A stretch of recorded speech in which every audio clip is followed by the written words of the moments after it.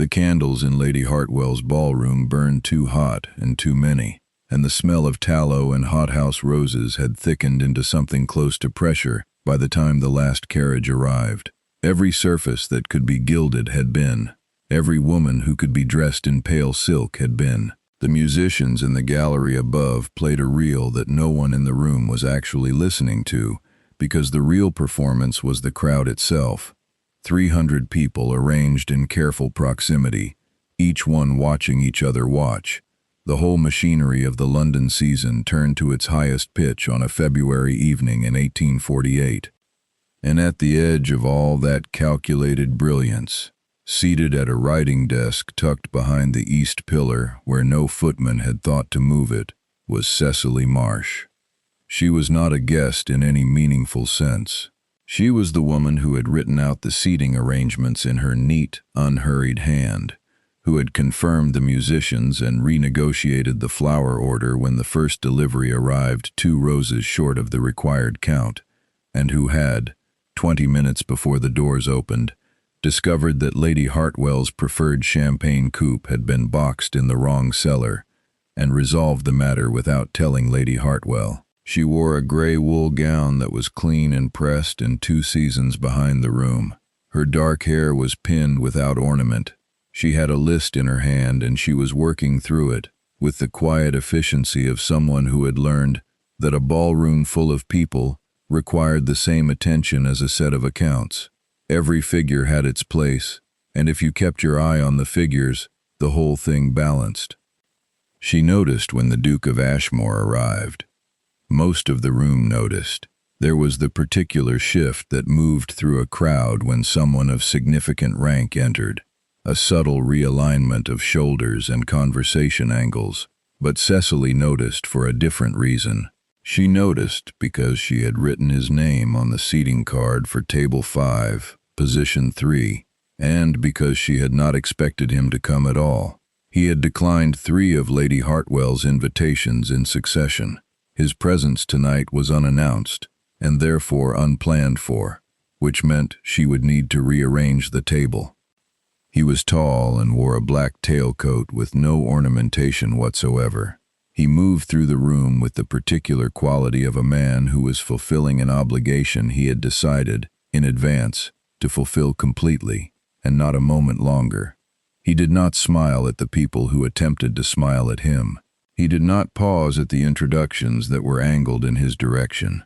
He was scanning the room with a methodical attention that most of the assembled guests mistook for arrogance, but which Cecily, who had spent years learning to read a room by necessity rather than by choice, recognized as something else entirely. He was looking for something specific. His gaze moved along the east wall and stopped at the writing desk, at Cecily, not at her face first. At her list, then at her face. The expression he wore was not a smile.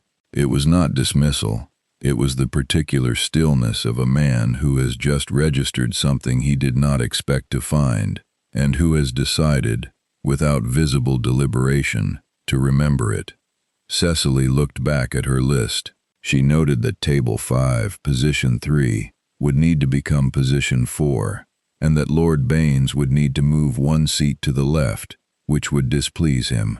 But displeasure was easier to manage than an empty seat. She made the adjustment in her neat, decisive hand. When she looked up again, the Duke had been redirected toward Lady Hartwell, and the specific geometry of his attention had been claimed by a woman in ivory silk who wore it as though she had been born to receive it. Cecily picked up her list and continued. She had grown up in a house that understood its own irrelevance very clearly. Her father, James Marsh, had been a solicitor of modest practice and genuine principle in York, and when she was 12 he had explained to her, with the patient honesty that characterized everything he did, that the world was arranged to reward those who arrived already holding what it valued, and that she would need to supply what she lacked through other means. He had taught her his accounts. He had let her read his contracts. He had, in the last years before his death, let her sit in on client meetings when the matter was sufficiently uncomplicated, and she had discovered at 15 that she could hold a set of figures in her head with the clarity of a printed page, and that she could find a discrepancy in a balance column, the way some people found a wrong note in a familiar piece of music, immediately, instinctively, without being able to explain exactly how. Her father had died when she was 17. He left her a modest library, a genuine education, and the knowledge that the modest savings he had intended to leave her had been, in fact, already owed to a creditor she had not known about, a man named Greaves, who had extended James Marsh a loan against the practice 4 years earlier, when a difficult winter had reduced the client load to almost nothing. Greaves arrived at the house 3 weeks after the funeral with documents that were entirely in order, and Cecily had read them twice, sitting at her father's desk, and understood that they were correct. She did not argue. She signed the transfer of the office lease. She packed 2 trunks and a leather case of her father's law books, and she went to stay with her mother's cousin, a Mrs. Dorothea Crane in London. Dorothea Crane was a woman of considerable social aspiration and limited social standing, and she recognized in Cecily something she had not expected to find: genuine usefulness. Within a month of her arrival, Cecily was managing the household accounts. Within 3 months, she had renegotiated the coal contract, reduced the quarterly grocer's bill by £14 without reducing the quality of the table, and identified a pattern in the linen inventory that suggested the previous housekeeper had been removing items systematically for at least 2 years. She had presented her findings to Dorothea with a written summary and 3 columns of supporting figures, and Dorothea had stared at the page for a long moment, and then looked at Cecily with an expression that was almost respect, but which she did not permit herself to voice, because voicing it would have required acknowledging what she was asking Cecily to do without paying her for it. She was not going to step aside for anyone. That was the decision Cecily had made in her father's study when she was 17, sitting with the creditor's documents in her hands, understanding that the world had just removed the floor from beneath her feet, and that she was not going to wait to find out how far it was to the bottom. She had taken an inventory. She knew what she had: precision with figures, a memory for obligations and agreements, the capacity to read a contract and understand what had been left out of it, and the particular composure that came from having already decided she was not going to become smaller than she was, regardless of what the world required. She had been bringing that inventory to Dorothea Crane's household for 4 years. She had balanced the accounts. She had negotiated with the creditors when Dorothea's husband Edmund ran a tobacco venture into a loss, and she had done it so quietly that the creditors themselves seemed not to notice they were negotiating with a woman who held no formal position and no legal standing. She had organized 2 season entertainments of a scale that Dorothea could not genuinely afford, and she had done it within a budget she had constructed herself, and she had not once received a salary or a formal acknowledgement. What she had received was a room, her meals, and the occasional remark from Dorothea that she was a great comfort, which was not the same thing as being valued, but was the nearest approximation available. She had, once, come close to leaving. It was the winter of 1846, when Edmund Crane returned from a fortnight in Bath with a new set of debts and a cheerful confidence that Cecily would make them manageable, and she had sat with the figures for an evening and felt something that was very close to the edge of a decision she did not want to make. Not despair. She did not quite have the luxury of despair. Something more like the specific weariness of a person who has been doing skilled work in a room where no one can see the work for so long that she has started to wonder whether the work is real. She had pressed one hand briefly against the cool plaster of her bedroom wall and stood there in the quiet, and then she had gone back to the desk and opened the account book and found the path through. Because the alternative, leaving without a plan, leaving without a position, leaving without the one thing she still had, which was the knowledge of what she was capable of, that was not acceptable. And so she had stayed, and the season had come round again, and here she was at Lady Hartwell's ball in her grey wool gown, keeping the machinery of an evening running smoothly, so that 300 people who did not know her name could enjoy themselves without interruption. The person being overlooked in any room is often the person keeping the room standing. Cecily had known this for years. She had simply stopped waiting for it to be acknowledged. There was a first time she had been genuinely seen, and it was not in London and it was not recent. She had been 15, sitting in her father's office when a farmer named Corrigan had come in with a lease dispute he did not understand, and her father had been delayed with another client, and Cecily had read the lease herself while the man sat across from her, and she had found the section he needed, a reversionary clause his landlord had buried in the middle of a paragraph that changed the renewal terms entirely, and she had explained it to him in plain language while his eyes went wide with the particular expression of a man being helped by someone he had not expected could help him. Her father, arriving 20 minutes later, had looked at her face and looked at the farmer's face and said nothing at all, and that evening he had told her she had the kind of mind that should be doing something better than sitting in an unheated office in York. She had held that sentence for years. She had brought it out, occasionally, when the account books were difficult and the room was very cold and the coal was running short, and it had steadied her every time. It was the kind of recognition she had spent 10 years waiting to find again, in some form or another, from someone who had the standing to make it count. She had learned not to count on things that merely looked like rescue. The Duke of Ashmore had not set out to find Cecily Marsh. He had set out, with the particular discipline that governed everything he did, to address a problem.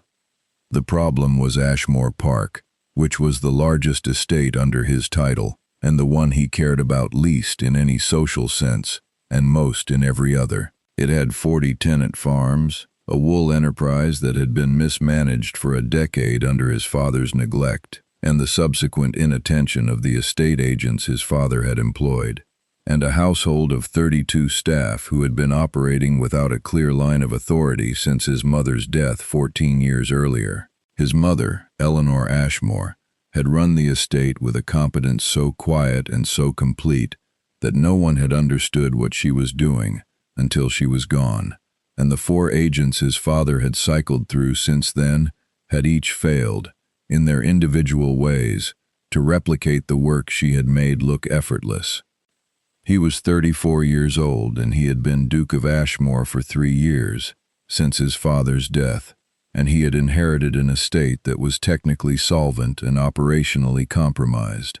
He had reviewed the accounts with his solicitor, a man named Patrick Savage, who had been managing the Ashmore legal affairs for 26 years, and Savage had laid the ledgers on the table and said, with the blunt honesty of a man who had earned the right to it, "Your Grace, what this estate needs is someone who can do what your mother did.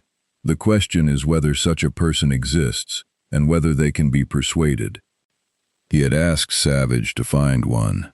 Savage had taken 6 months and had come back with a summary that was 3 pages long, and which contained, near the end of the 2nd page, a paragraph about a woman named Cecily Marsh, who was managing the household accounts and social organization of Edmund Crane's household in Marylebone at no formal salary and to a standard of efficiency that 3 of the tradespeople Savage had spoken to had mentioned unprompted. The coal merchant had described her as the sort of woman who could run a shipping line.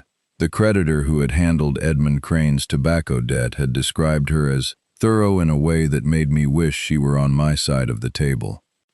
He had read those 2 lines twice and felt something that was not quite recognition but was the precursor to it, like finding a key and not yet knowing which door it belonged to. He had come to Lady Hartwell's ball because Savage had confirmed that Cecily Marsh would be there in her unofficial capacity, managing the evening.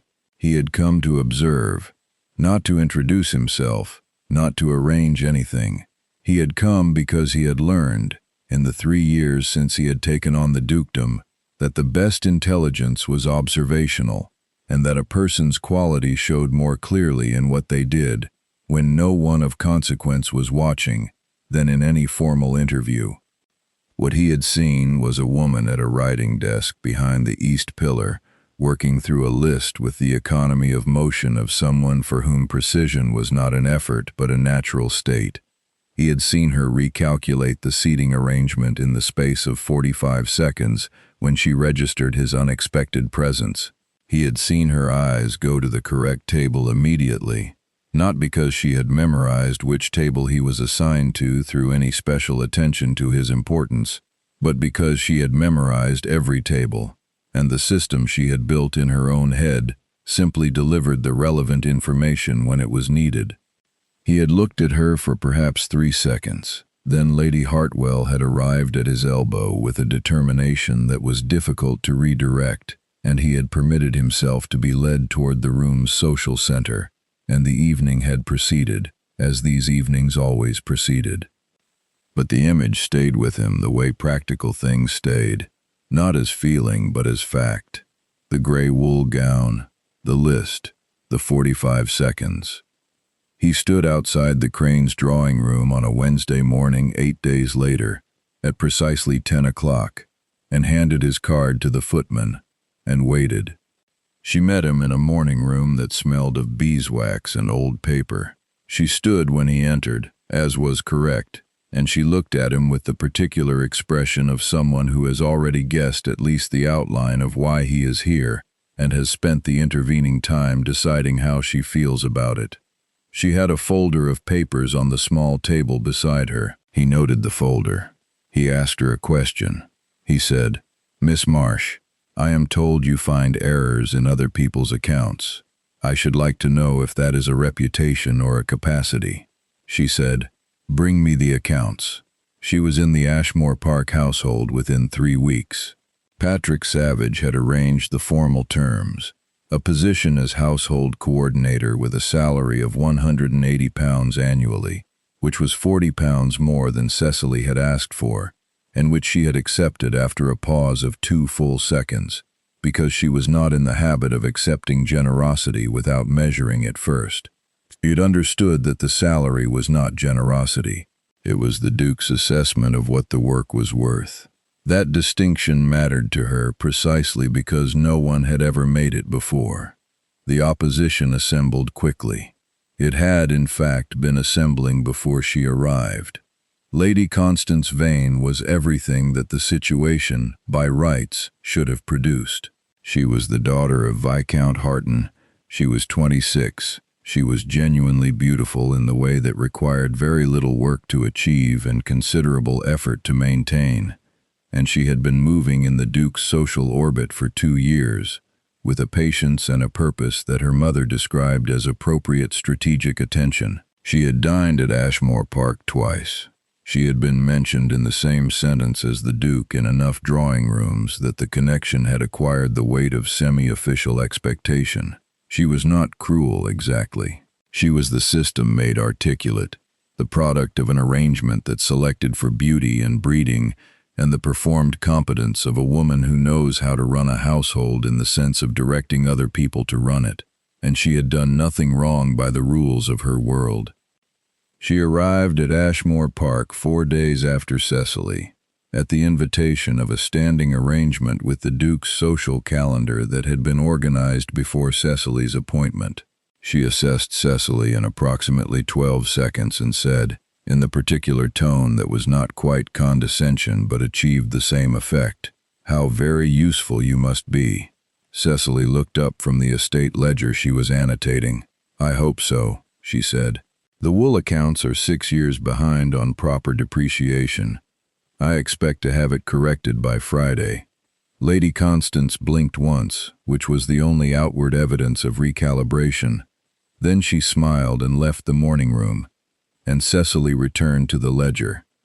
The Duke's father had died an earl short of his title's full honor, and had left behind, among other things, a complicated relationship with a consortium of wool merchants in Leeds, who held a series of agreements with the Ashmore estate that were technically binding and financially extractive, and which no one on the estate side had apparently read with sufficient care. Cecily read them in one sitting on her 4th evening at Ashmore Park, with a candle and a pot of cold tea. and she found the problem on page 11 of the fourth agreement, a renewal clause that had been structured to automatically extend terms indefinitely unless formal notice was given in writing to all three parties within 60 days of each 5-year cycle.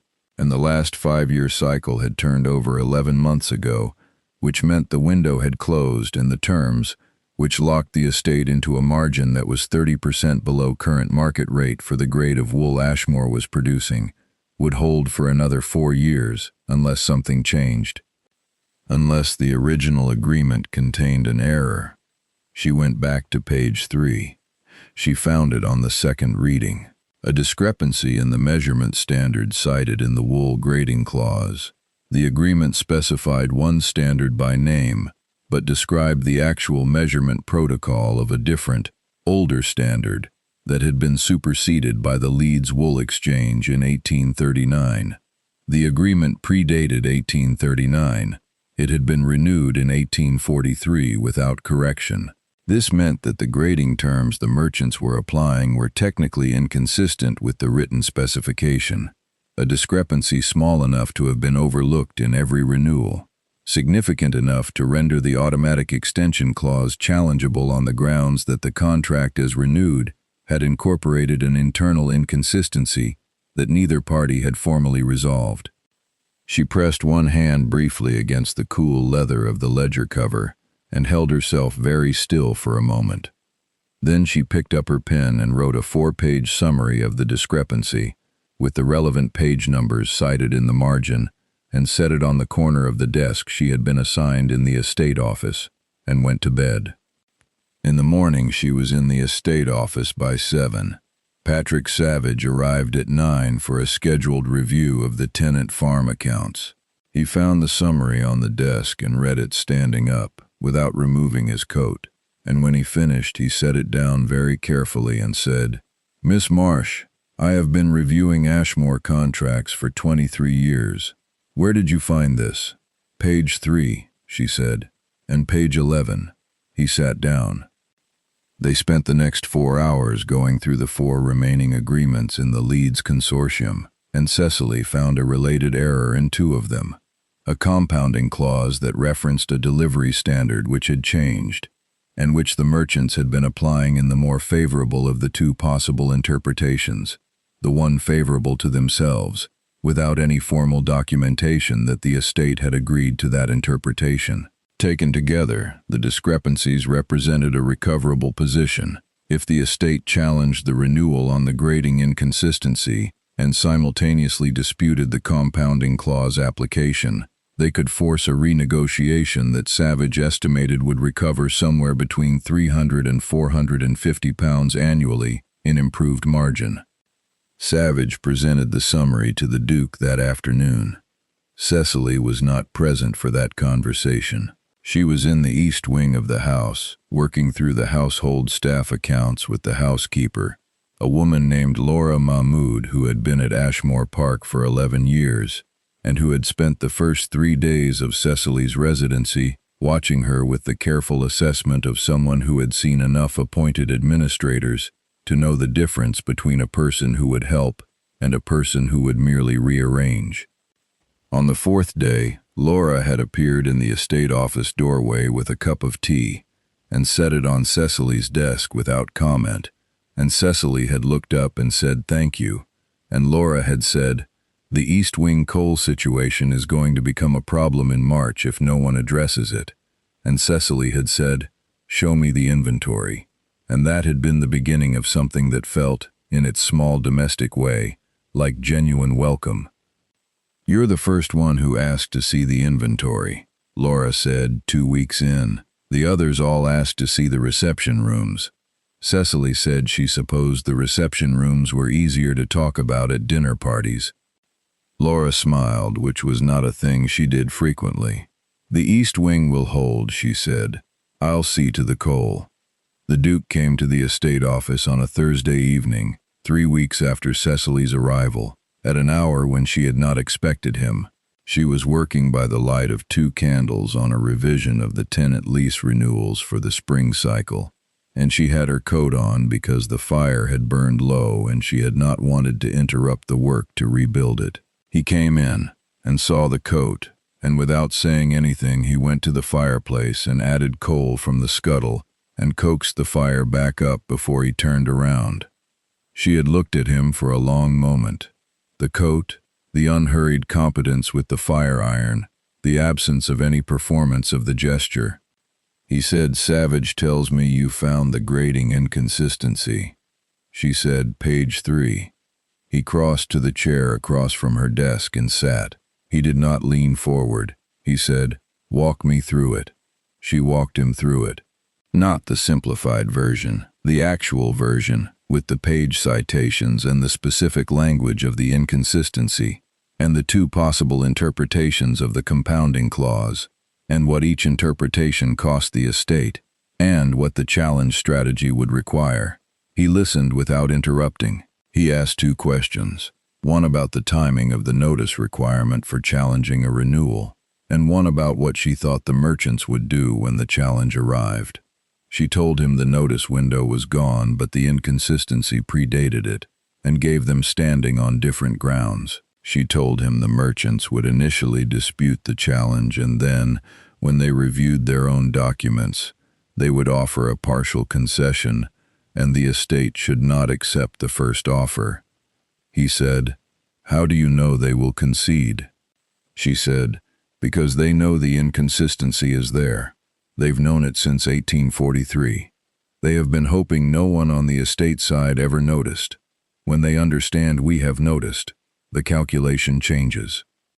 He looked at her with the particular stillness of someone who has just heard something said precisely as he would have said it himself, if he had known what she knew.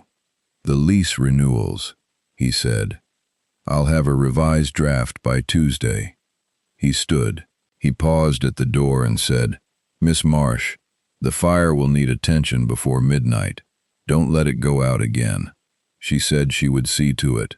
He left, and she looked at the fire for a moment, which was burning steadily now, and then she looked at the lease documents on her desk, and she returned to her work. There was a night 2 weeks after that when she was in the music room, not to play, but because she had gone there looking for a secondary account ledger that Laura had mentioned might have been stored with the old household records in the cabinet near the piano, and she had found the ledger, and she had also found a piece of sheet music that had been set on top of the piano, with an intentionality that suggested it had not been put there carelessly. It was a composition by a composer she recognized, not famous, a minor work, and it was handwritten, not printed. And in the top right corner of the first page, someone had written in a different hand, "Eleanor, 1831. She had set the ledger down and looked at the music for a moment, and then she had sat at the piano bench and read through it without playing it, because she could read music well enough to hear it in her head, and what she heard was a melody of considerable quiet beauty that moved with the particular architectural logic of something built to last. She was still sitting at the bench when she heard footsteps stop outside the door. They did not continue. She waited, and the footsteps stayed where they were, and she understood, with a clarity that did not require confirmation, who was standing in the corridor and why he had stopped. She played the composition through. It took 12 minutes. She played it slowly, without hurry, and she let the room have the full weight of it. The footsteps did not move until she had finished and closed the lid of the keys. She did not go to the door, she did not call out. She picked up the ledger and the sheet music, and she set the music back on the piano with the same careful intentionality with which she had found it, and she left by the garden door. The cravat was on a Tuesday. He had come to the estate office in the afternoon for a meeting with Savage and 2 of the tenant farmers regarding the spring lease terms, and they had all been seated, and Cecily had presented the revised lease framework with the 3 changes she had identified as necessary: a water rights clause, a repair obligation schedule that had been left vague in the previous version, and a provision for the new grain storage arrangement that the northern farms needed. and the farmers had asked questions and Savage had taken notes, and the meeting had proceeded correctly. When it concluded, Savage and the farmers went ahead toward the entrance hall, and the Duke was gathering his papers, and Cecily said, "Your cravat is crooked. It has been crooked for 40 minutes. He looked at her. He said, "Is it?" She said, "On the left side. It shifted when you leaned forward to look at the water rights map." He set his papers down and stood still, and she crossed to him and straightened the cravat with 2 efficient adjustments, and stepped back to the correct distance, and he was looking at her with an expression she could not name precisely. Not surprise, exactly, but the quality of a man who has been caught off his balance by something entirely ordinary. He said, in a tone that was quieter than his usual register, "How long have you been managing things that were not your responsibility, Miss Marsh?" She said, "As long as I can remember." He picked up his papers. At the door he turned and said, "The water rights clause. The language you chose was better than what I would have drafted." She did not say anything, because she was already looking at the next document on her desk, but she heard it. She held it somewhere quiet and specific, the way she held the sentence her father had said when she was 15, and she went on. The trouble from the Leeds Consortium arrived in the form of a letter on a Monday, addressed to the Duke, copied to Savage, and containing a response to the challenge of the grating inconsistency that was precisely what Cecily had predicted. An initial dispute, followed by an offer of partial concession that met approximately 60% of the estate's legitimate recovery. The letter had been drafted with considerable care by someone who understood contracts, and there were 2 paragraphs that were designed to appear generous, while in fact establishing a new precedent that would disadvantage the estate in future cycles. She annotated those paragraphs in red ink on the copy Savage showed her. She wrote the recommended counterposition in the margin in 4 sentences. Savage read the annotations and said, "I need to take this to His Grace." She said he should. She was not in the room when the Duke read the annotations, but Savage told her, that same afternoon, that His Grace had read the marginal notes twice and then said, quietly, "Send the counteroffer. Use her language." Lord Fenwick came to Ashmore Park on the 3rd week of Cecily's 3rd month. He was the Duke's father's oldest friend and the patriarch of a connected family whose opinion of the Ashmore dukedom's social choices carried the particular weight of someone who believed he was owed the role of advisor and who had never been formally disabused of that belief. He arrived on a Tuesday, ate dinner at the house, and the following morning asked to see the Duke in private. Cecily knew he was there.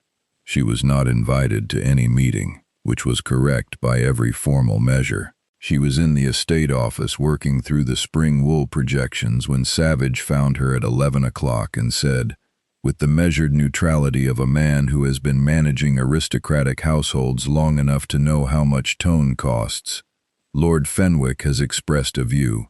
"About the Leeds matter?" she asked. "About your presence here," Savage said. She looked at him. She said, "I see."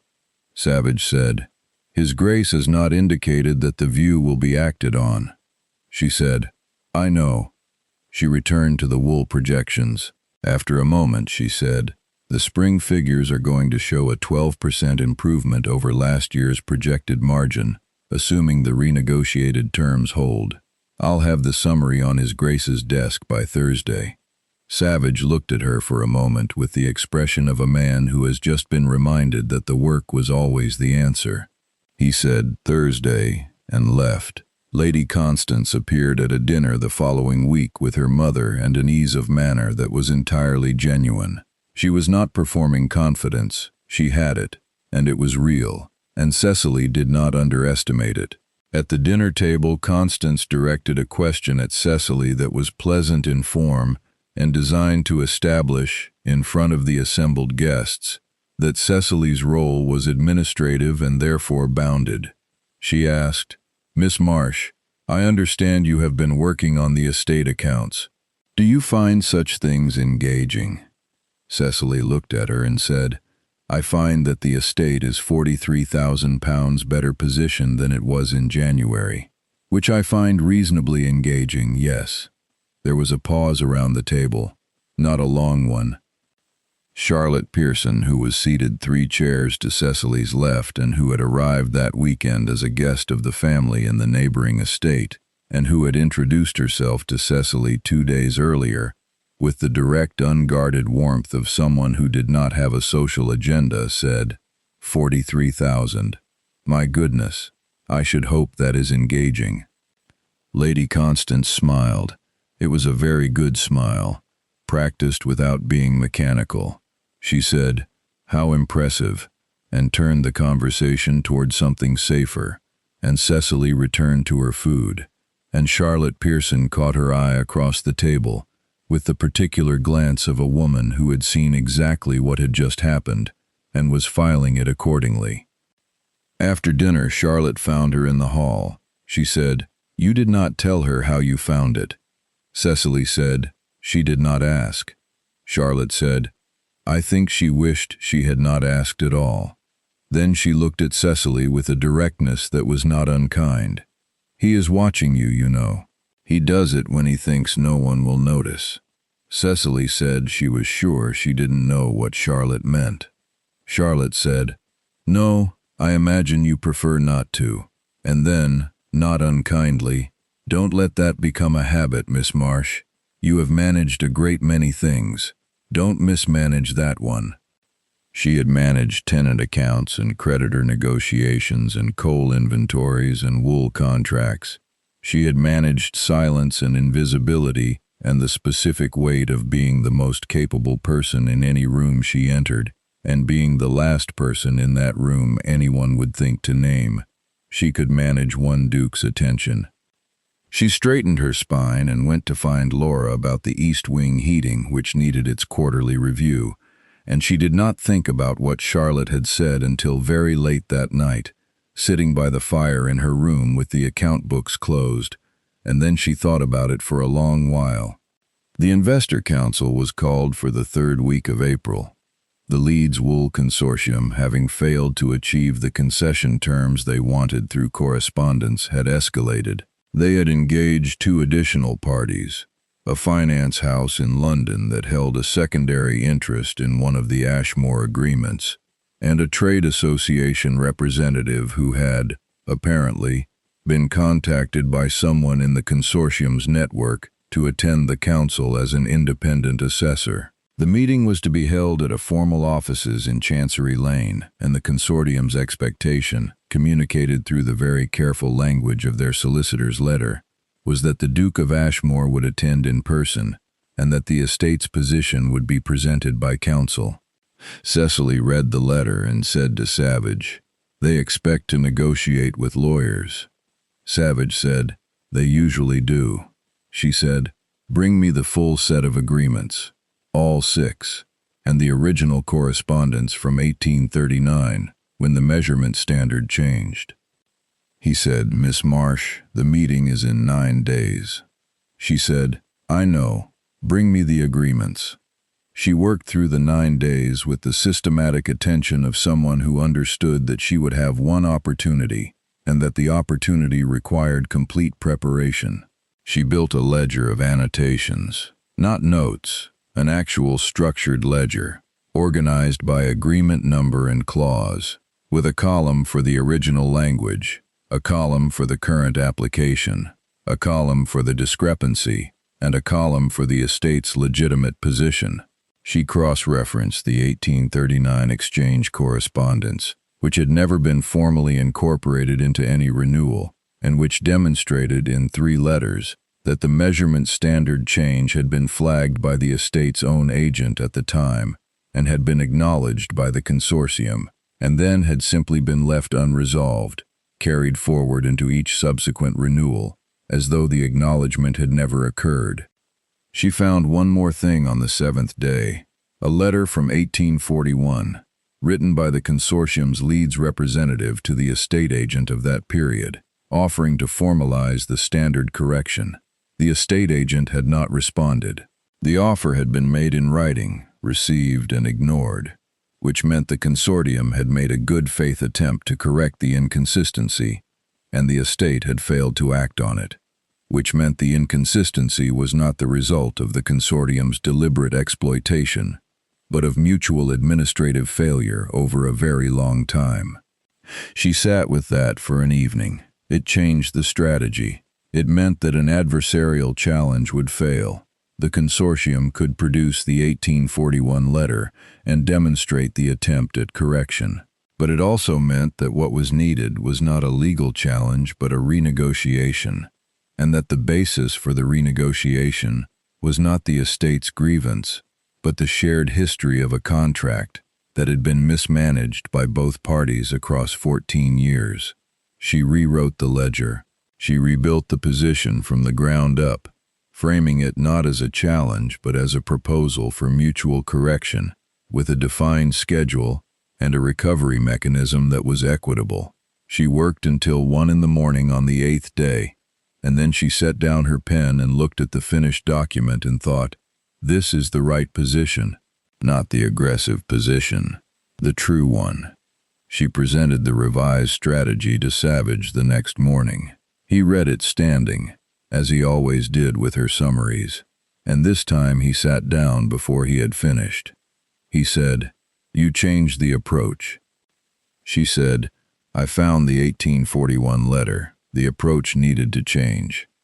He said, "Some people would not have told me about the 1841 letter."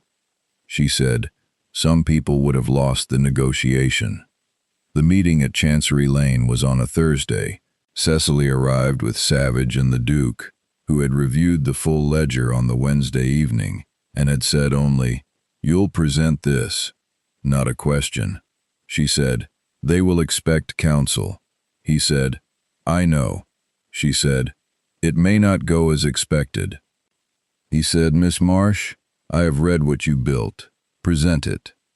The chamber held 12 people, 3 representatives from the Leeds Consortium, the finance house contact, the trade association assessor, 2 of their respective solicitors, Savage, the Duke, Cecily, and a clerk who took notes. The room was paneled in dark wood and smelled of coal and old paper, and the particular quality of air in a room where money had been argued over for a long time. The consortium's senior representative, a man named Alderton, opened with a prepared statement that outlined their position with a smoothness that suggested he had done this many times before. He was not aggressive. He was simply very practiced. The finance house contact said 3 sentences and deferred to Alderton. The trade association assessor made a note. When Alderton finished, everyone looked at the Duke of Ashmore. The Duke looked at Cecily. She stood. She set the ledger on the table, opened to the first tabbed page, and began. She did not argue. She did not plead. She presented. She walked through the grating inconsistency first, the original language of the clause, the standard as described, the standard as named, the divergence between them, the date on which the divergence had become material. She presented the 1839 correspondence. She presented the 1841 letter from their own representative. She said, "Your offices were aware of this inconsistency and made a formal attempt to correct it in 1841. I am presenting this not as evidence of your bad faith, Mr. Alderton, but as evidence that both parties have been operating under a contract that has required correction for 14 years. What I am proposing is a mutual schedule of correction." Alderton looked at the ledger page she had cited. He found the entry she was referencing. He was quiet for a moment that was not comfortable. She continued. She moved through the compounding clause, presenting both interpretations, presenting the estate's documented record of the application they had received, and the 2 letters in which the difference was implicitly acknowledged, but never formally resolved. She presented the 1841 letter a second time, from a different angle, not as a concession by the consortium, but as evidence of the shared administrative history that made a mutual correction both equitable and defensible. She presented the proposed new terms, a corrected grading standard, a defined recovery schedule, a revised compounding clause with explicit mutual consent language for any future interpretation disputes. The figures were in the fourth column of the ledger. The recovery to the estate over the next 4-year cycle was £380 annually. The trade association assessor had stopped taking notes. He was reading her ledger. Alderton looked at the finance house contact. The contact looked at the ledger. The room was very quiet in the way of a room where people are recalculating. Alderton said, "You found the 1841 letter?"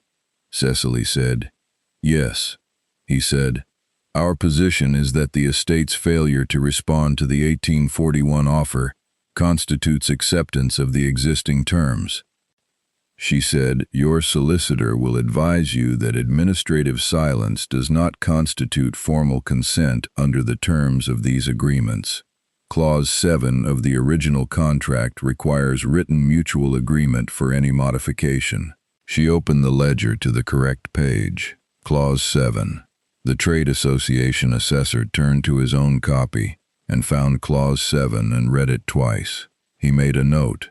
The room did not change immediately. There was a pause, a long suspended moment, in which the 12 people in the chamber all understood simultaneously that the ground had shifted, and that it had shifted without any drama, without a speech, without an argument, without anything more than a woman standing at a table presenting an annotated ledger in precise, unhurried sequence. Alderton said he would need to consult with his solicitor. Cecily said she was happy to leave the ledger with the clerk for the duration of the consultation. The consortium's solicitor and Alderton spoke in the corner of the room for 4 minutes. The Duke did not move. Savage did not move. The finance house contact was reading the compounding clause. When Alderton returned to the table, he said, "We are prepared to accept the corrected grading standard and the revised compounding clause. The recovery schedule will require further discussion." Cecily said, "The recovery schedule is non-negotiable. The figures are in column 4. She turned the ledger to the correct page and left it facing him. "They reflect the estate's documented margin loss over the previous cycle, calculated against the standard your 1841 letter proposed correcting. They are fair, Mr. Alderton." He looked at the figures for a long moment. He said, "I need a week." She said, "You have until Monday." He looked at the Duke of Ashmore, perhaps expecting the Duke to moderate the timeline. The Duke said nothing. He simply looked at Cecily with the composed attention of a man who has just watched someone do exactly what he knew they would do, and who has no intention of interrupting it. Alderton said, "Monday." She closed the ledger. In the corridor afterward, the trade association assessor passed them and said to Cecily, with the directness of someone to whom the social architecture of the moment was less important than accuracy, "Miss Marsh, that was exceptionally well prepared." She said, "Thank you." He said, "That 1841 letter, finding it and using it the way you did, there are solicitors in this city who would not have thought to do that." She said, "It was on page 7 of the correspondence file." He said, "Yes, but you had to know what it meant when you found it." She thanked him again, and he went ahead, and she was left in the corridor with Savage and the Duke, and the gas lamps on the wall, and the quiet. The Duke stood beside her. He said, in a voice low enough that only she and Savage could hear, "That was the right approach." She said, "The 1841 letter changed it." He said, "I know. You told me last night, I mean the choice itself, to present it as correction rather than challenge. That was the right judgment." She looked at him. He was looking at the corridor ahead, not at her, in the particular way of a man who is saying something true and has decided to say it simply rather than ornately. She felt something that was not pride, not quite, something quieter and more structural, like a beam properly seated in a wall, something that held. Lord Fenwick was at Ashmore Park when they returned. He had come, apparently, to continue a conversation with the Duke about matters he considered relevant, and he found, instead, a household in which the spring accounts were settled. The leads correspondence was resolved, the tenant renewals were signed, and the wool projections for the coming year showed the best margin in over a decade. He was shown the figures by Savage in Cecily's absence because that was the appropriate sequence, and he sat with the figures for a long time. That evening he came to the estate office where Cecily was finishing her notes from the council meeting. He knocked, which was unexpected, and stood in the doorway and said, "Miss Marsh." She said, "Lord Fenwick." He said nothing for a moment. Then he said, "The water rights clause in the tenant leases. I reviewed the previous version last night. The language in the previous 5 cycles was inadequate." She said, "Yes, the ambiguity created potential liability for the estate in the event of a dry summer. The new language resolves it." He said, "No one caught it before." She said, "No." He looked at her for a moment with the expression of a man in the specific process of updating a conclusion he had held with considerable confidence. He did not say he had been wrong. He did not apologize. He said, "Good evening, Miss Marsh," and left. That was all. It was not a conversion, and it was not an endorsement. It was a man who prided himself on honest assessment, doing the difficult thing, which is to honor the assessment when it turns against him. She accepted it for what it was. The Duke asked her to walk in the garden on a May afternoon, a Thursday, when the estate business was settled for the week, and the light was long and horizontal, and the garden was doing what English gardens do in May, when someone has actually attended to them. He said he wanted to see the east boundary, where one of the tenant leases touched the garden wall, and he wanted her opinion on a drainage arrangement that had been proposed.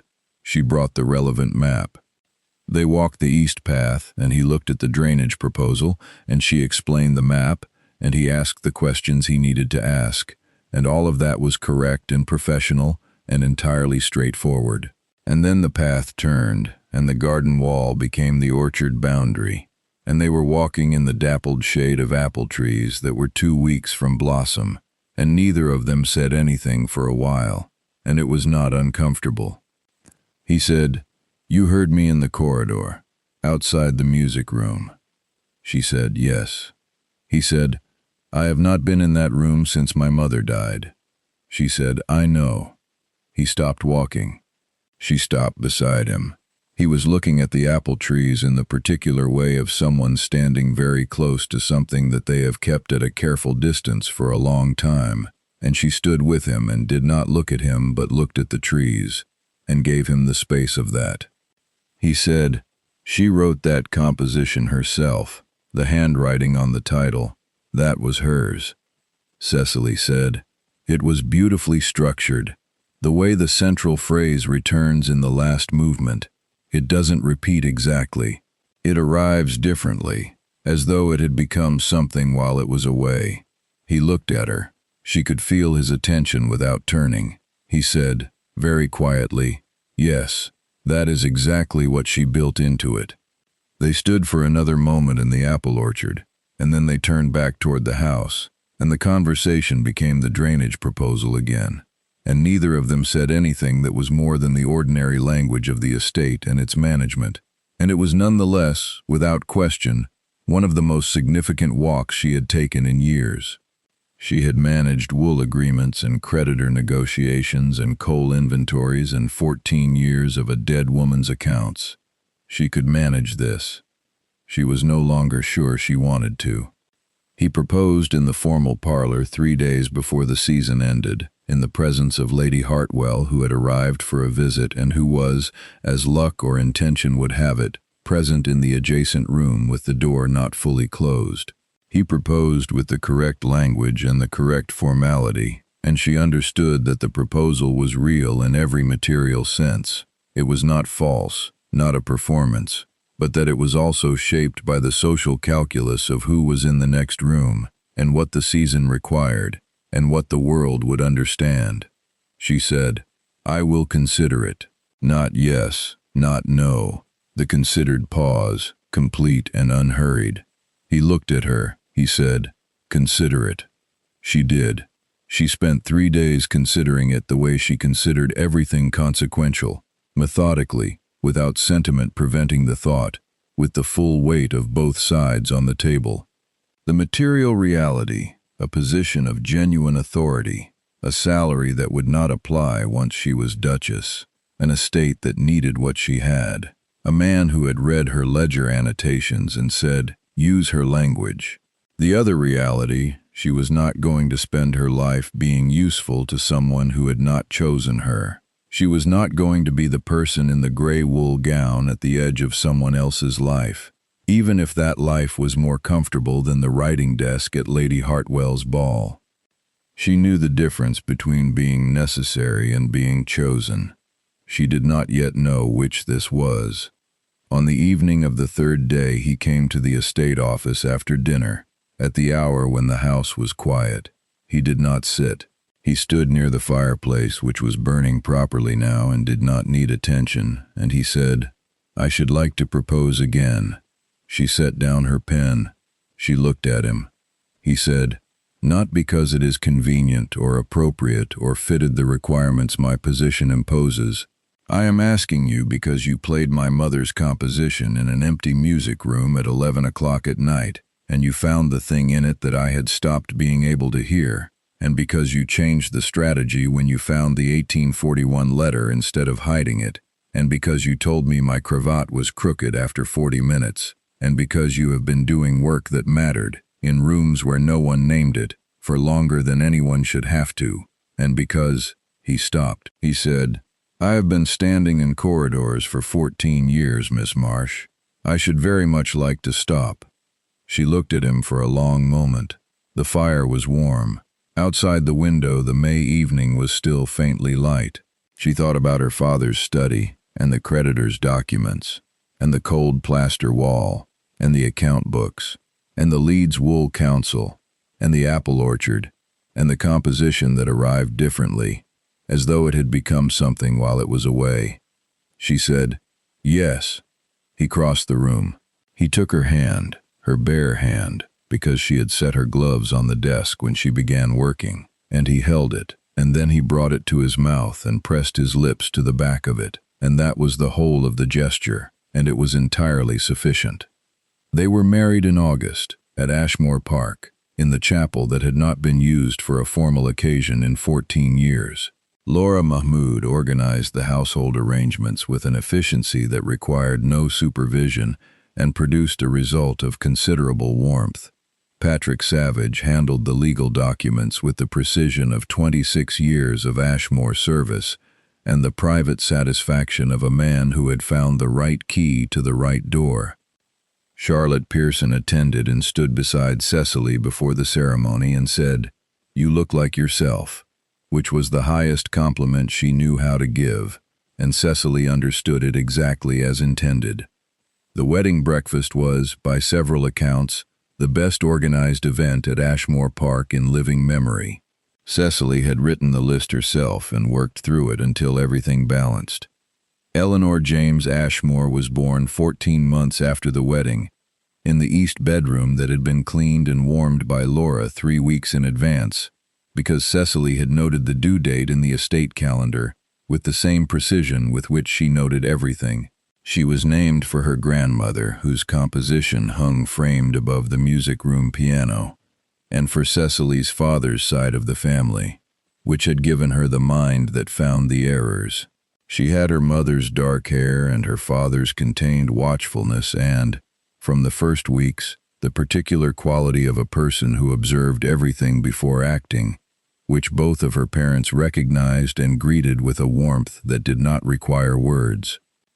The Leeds wool agreements were formalized in their corrected version by the autumn of 1849, adopted as a model contract by 3 neighboring estates with similar consortium arrangements.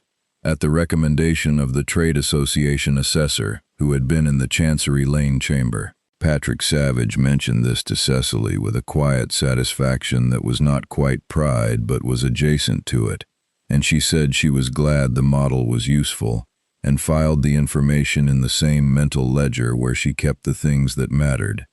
She built an accounting practice for women of education and limited means. Not a school exactly, but a structured correspondence system through which she provided instruction in estate account management, contract review, and creditor negotiation to women who were in the position she had been in at 17, and who needed to know what she had needed to know. By 1852, she had correspondence with 43 women across 5 counties.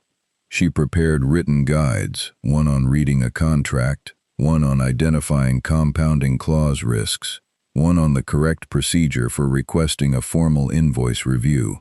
She did not charge for them. She sent them, in her neat, unhurried hand, to the women who needed them, and she filed the acknowledgments in a leather case that sat on the shelf above her estate desk. She was at that desk one October evening in 1852, working through the autumn wool projections, when she became aware that he was standing in the doorway. He had a habit of doing that, standing in doorways without announcing himself, watching her work with the particular attention of a man who has found what he was looking for and has no intention of looking away. She had known he was there for several minutes. Eleanor had been put to bed an hour ago and had escaped her crib twice, which was becoming a pattern, and Cecily had heard her father quiet her the second time, with the low, unhurried voice he used when he thought no one was listening to him be tender. She said, without turning, "The spring projections are in the right column. The margin holds at 420. He said, "I know. I read them this afternoon." She turned then, and he was watching her in the firelight with the expression she had come to know as his, not the social face, not the Duke's face, but the face of a man who had been standing in corridors for a long time, and had chosen, once, to stop, and had not regretted it. She looked at him with the same uncomplicated steadiness. The fire was warm. The accounts were balanced. In the room at the end of the corridor, their daughter was, for the moment, asleep. She said, "Come in, then. The fire is adequate tonight." He crossed the room and sat in the chair across from her desk, and she returned to the wool projections, and he read his correspondence, and the house was quiet around them, and that was the whole of it, and it was exactly enough.